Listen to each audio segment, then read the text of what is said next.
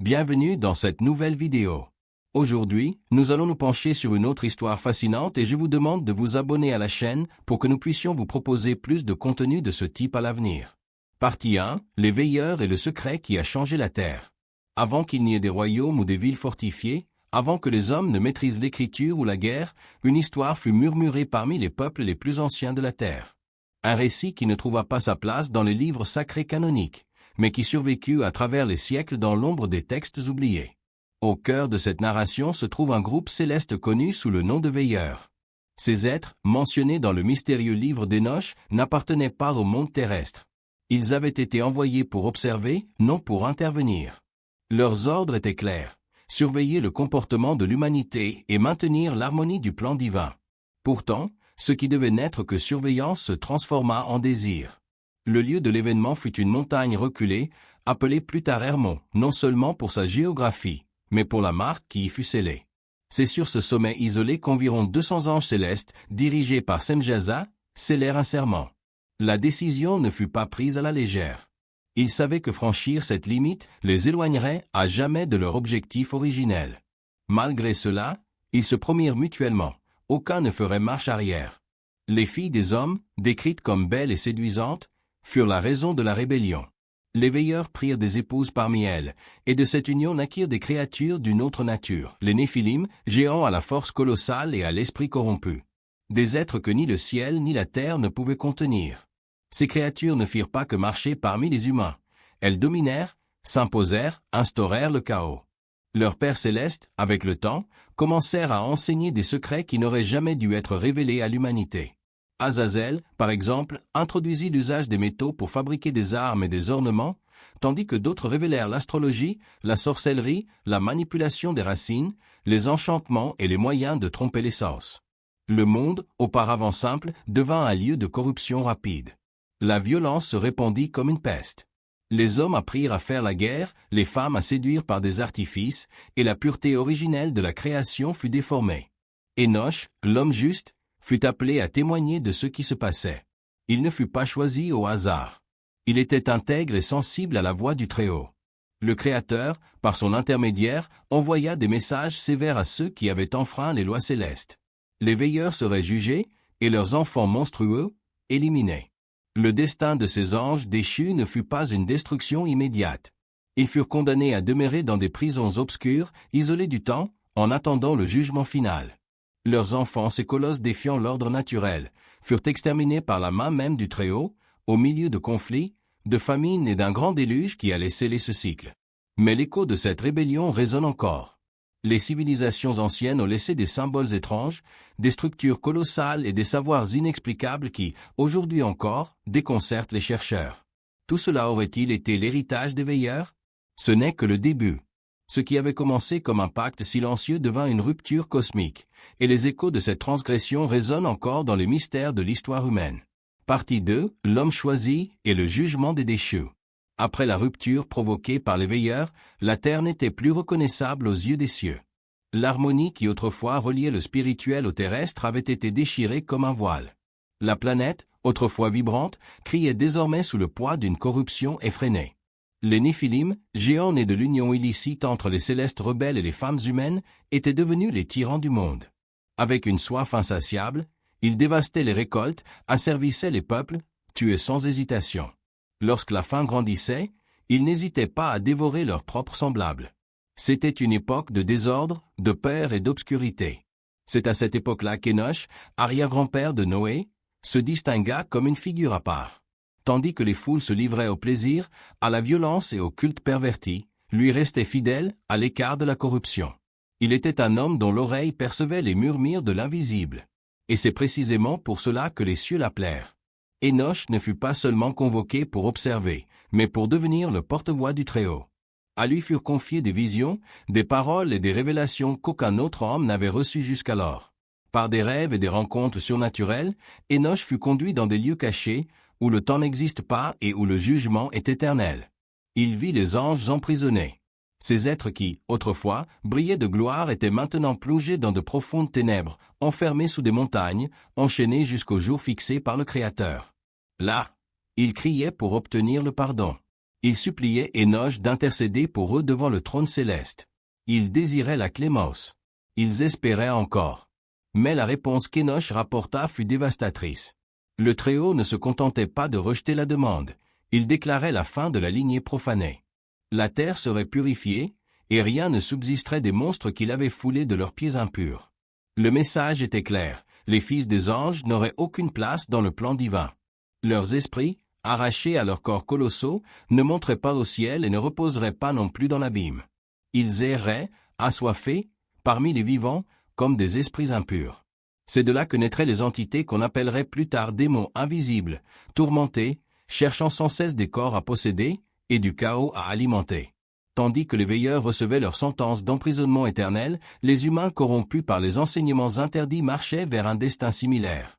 Les arts transmis par Azazel et ses compagnons avaient tout souillé, guerres sanglantes, pratiques occultes, rituels sacrifiant des innocents.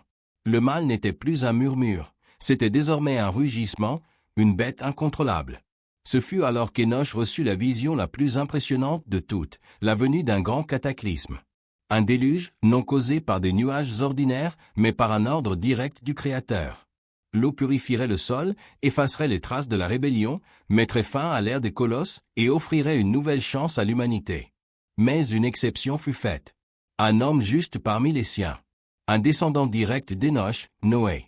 À lui serait confiée la mission de préserver la vie et de recommencer l'histoire humaine sous une nouvelle alliance. Tandis que les cieux préparaient le jugement, Noé recevait des instructions sur une construction jamais vue, une structure capable de flotter même lorsque toute la terre serait submergée. Le récit se divise alors entre deux destinées, celle des déchus, enfermés dans des prisons éternelles, et celle des fidèles, épargnés pour un nouveau commencement. La chute des veilleurs ne fut pas simplement une erreur céleste. Ce fut un tournant, une fracture dans l'histoire. À partir de ce moment, le ciel observait l'humanité d'un autre regard, et l'homme portait dans sa mémoire ancestrale le souvenir de géants, de catastrophes et de secrets qui n'auraient jamais dû être dévoilés. Les échos de cette rébellion résonnent encore dans les mythes anciens, les ruines oubliées et les symboles gravés dans les pierres millénaires. Beaucoup les considèrent comme des légendes, mais ceux qui étudient les écritures d'Enoch savent, tout ce qui est effacé de l'histoire n'est pas pour autant irréel. L'ère des Néphilim prit fin sous des eaux furieuses. Mais l'esprit de rébellion habite toujours parmi les hommes déguisés, fragmentés, mais bien présents. Et les sentinelles silencieuses, enfermées sous les montagnes, attendent encore le son de la dernière trompette. Partie finale, écho de la rébellion. Que reste-t-il des géants et des anges déchus? As-tu déjà réfléchi à ce qu'il s'est passé après que le déluge ait balayé la terre? L'histoire des veilleurs et des géants semble s'arrêter avec cette grande inondation, mais en vérité, les conséquences de cet épisode ont laissé des marques profondes dans le monde, et en nous aussi. Après la destruction annoncée par Enoch, les eaux recouvrirent tout. Il ne resta pas pierre sur pierre des cités dominées par les Néphilim. Les monstres périrent. Leur violence, qui avait envahi presque toute l'humanité, fut effacée. Mais l'esprit de cette rébellion, lui, ne partit pas avec les flots. Noé, le seul juste choisi pour poursuivre la lignée humaine, survécut avec sa famille. Et l'arche devint le symbole de ce nouveau départ. Mais tout ne redevint pas normal. Quelque chose d'invisible rôdait encore sur la terre. Tu te souviens de ce qu'Enoch a révélé? Ces êtres nés de l'union entre les anges et les femmes ne pouvaient pas trouver le repos. Les corps disparurent, mais les esprits des Néphilim restèrent suspendus entre le ciel et la terre. Sans refuge, sans paix. Ils commencèrent à errer, comme des ombres affamées, avides de confusion, cherchant des corps humains à posséder, des cœurs vulnérables à influencer. Et voilà l'origine de ce que beaucoup appellent aujourd'hui les démons. Ce ne sont pas les mêmes que les anges déchus. Les veilleurs sont emprisonnés, en attente du jugement final. Mais leurs descendants, les fruits de la rébellion, demeurent parmi nous, invisibles, agissant dans les ténèbres. C'est l'explication que donne le livre d'Enoch sur la présence du mal dans le monde, même après la purification par les eaux. Avec le temps, les enseignements interdits transmis par Azazel et les autres commencèrent à ressurgir. Ce que la justice divine avait effacé tenta de revenir, discrètement, par les mains d'hommes avides. L'art de la guerre, les enchantements, les secrets des étoiles, nombreux furent ceux qui recommencèrent à explorer ce qui avait été condamné dès le commencement. Voici un point intrigant. Plusieurs cultures à travers le monde conservent des légendes de géants, de dieux déchus, d'un grand déluge et d'êtres qui enseignèrent à l'homme des savoirs inconnus. Coïncidence? Peu probable. Ce sont des fragments d'une même histoire racontée sous des noms différents. La Bible, par exemple, mentionne que il y avait des géants sur la terre en ces jours-là, et aussi après, Genèse 6:4. Cette expression « et aussi après » soulève une question fascinante. Certains vestiges de cette lignée auraient-ils survécu au déluge? Ou bien les pratiques des veilleurs auraient-elles été reprises par d'autres? Certains chercheurs croient que des descendants des Néphilim ont continué d'exister à plus petite échelle. Des peuples comme les Anakim, les Rephaïm et les Émim, mentionnés dans l'Ancien Testament, sont associés à des lignées de géants. David affronta l'un d'eux, Goliath. Un homme de près de 3 mètres, portant des armes bien trop lourdes pour un guerrier ordinaire. Mais au-delà de la taille physique, l'héritage des déchus s'est propagé dans quelque chose de plus subtil, la corruption de l'âme humaine. La grande vérité, c'est que la rébellion des anges a laissé une trace qui traverse les générations. Elle ne s'est pas arrêtée au jugement. Elle a simplement changé de forme. Elle est passée du visible à l'occulte, du cri au silence. Aujourd'hui, beaucoup d'idées qui paraissent inoffensives portent le même esprit de cette faute ancienne. Vouloir dépasser les limites fixées par Dieu, désirer une sagesse interdite, chercher à atteindre le divin sans révérence. Cela résonne dans les philosophies qui placent l'homme comme son propre Dieu, dans les pratiques spirituelles détachées de la vérité, et même dans certaines avancées technologiques qui ignorent totalement les valeurs morales. Mais tout dans cette histoire ne rime pas avec peur ou condamnation. Il y a une raison pour laquelle Enoch fut enlevé avant le déluge, sans passer par la mort. Il plut à Dieu, même dans un temps dominé par la perversité. Et cela nous montre que, quelle que soit l'époque, il est possible de résister au mal. Il est possible de rester fidèle.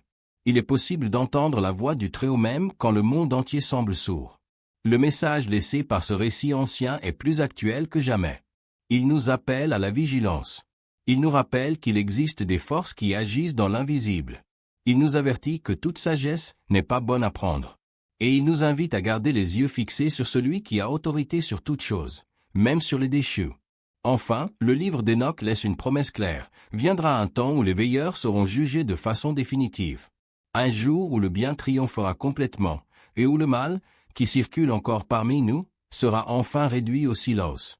D'ici là, nous vivons entre le visible et l'occulte, sachant qu'il y a plus que ce que les yeux peuvent voir, et que la rébellion commencée au ciel projette encore ses ombres sur la terre.